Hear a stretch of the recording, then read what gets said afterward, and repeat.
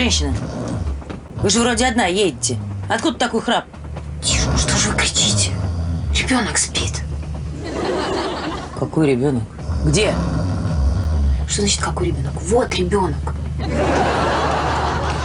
Слышите? Храпит, значит заснул.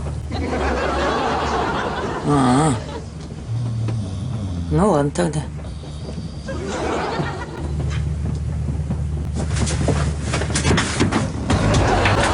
Слышь ты, хватит храпеть, а то попалимся. Да-да, извини.